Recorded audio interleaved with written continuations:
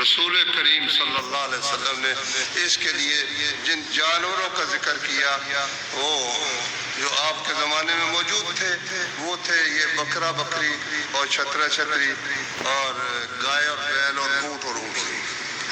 بھینس اس زمانے میں نہیں تھی, اس ملک میں نہیں, زمانے میں تو خیر تھی نا, اس ملک میں نہیں تھی.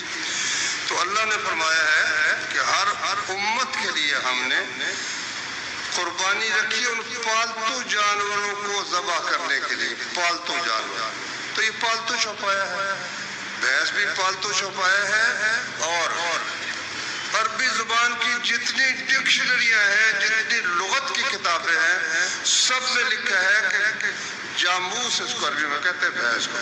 نوع من البقر, یہ گائے ہی کی ایک قسم ہے.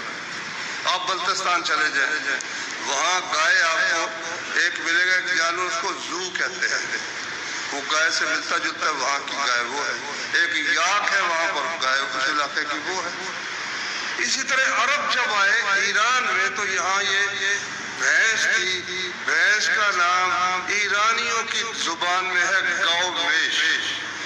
گاؤ میش مطلب یہ گائے ہے, میش کہتے ہیں بھیڑ کو, یعنی دوسری گائے ذرا تیز ہوتی ہے, یہ گاؤ میش ہے, بھیڑ سے ملتی جلتی گائے ہے. یعنی وہ بھی اس کو گائے کی ہے ایک قسم, اس کا نام ہی انہوں نے گاؤ میش رکھا ہوا تھا کہ یہ وہ گائے ہے جو میش کی طرح اتنی تیز نہیں ہے جتنی تیز دوسری گائے ہوتی ہے.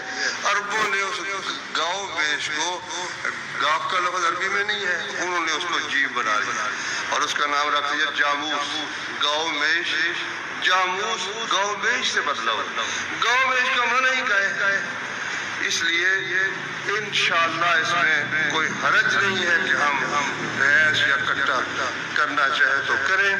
اگر کسی کی طبیعت نہیں مانتی, کوئی ضروری نہیں کہ ضروری کٹا کرو, مطلب کوئی اگر کرتا ہے تو یہ کہ آپ کی قربانی نہیں ہوئی, یہ بات درست نہیں ہے. گائے کی یہ بھی ایک بہترین قسم ہے, اس کا گوشت اس کے گوشت سے بہتر ہے, اس کا دودھ اس کے دودھ سے میٹھا ہے, اور اللہ کی بہت بڑی نعمت ہے. اللہ کا عطا کردہ یہ چوپایا ہے, پالتو چوپایا ہے, اس لیے اس کی قربانی کرنے میں کوئی حرج کی بات نہیں.